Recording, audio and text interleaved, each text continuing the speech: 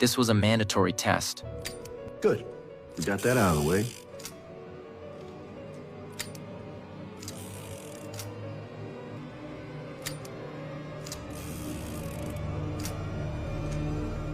And this time, it was the boss who was left stunned. "If you get yourself killed, kid, I'll be the one held responsible." Even so, the boss clearly liked Jack's fearless attitude. Before long, Jack was taken into a room. The head of security warned him that he was not allowed to leave without permission. The moment Jack was sure the man had gone far enough, he immediately started searching the room. He needed to make sure there were no cameras and no listening devices. He checked every single corner. He even took apart the sensor to inspect it himself. After confirming the room was clean, Jack cleverly pulled a tiny phone from behind the heel of his shoe.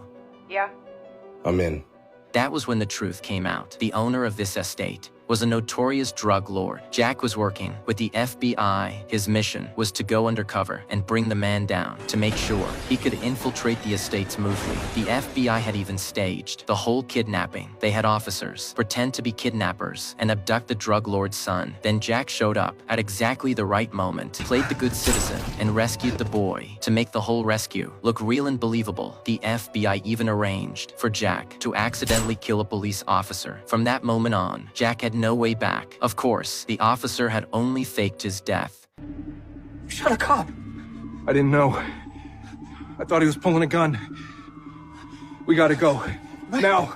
After a tense and dangerous police chase, Jack escaped the scene with the drug lord's son. Soon after, they reached a remote area. Jack prepared to switch cars. That was the only way to realistically shake off both the police and the kidnappers. At the same time, he said he had already done enough and told the boy to leave on his own. The boy immediately panicked. His bodyguards were dead. There was no way he dared go back alone, so he begged Jack to help him all the way and escort him home. But Jack acted irritated. He said he had already killed a cop and had enough trouble hanging over his head. Why would he keep helping someone else? Even then, the boy refused to stop begging. He told Jack his family was rich and promised a huge reward. The moment Jack heard there was money involved, he reluctantly agreed. The boy was thrilled. What he did not know was that this was exactly the trap Jack had been setting from the start. Following the boy's directions, Jack drove to a huge estate, and just like the boy said, his family really was rich. There were heavy weapons outside the gate, and the security measures were unbelievably strict. The very first thing they did when Jack got out of the car was search him. One of the guards was a giant, a body packed with muscle, wild looking, at least one full size bigger than Jack. It might be out of envy, but the second they looked at each other, the tension was obvious. It looked like things were about to explode.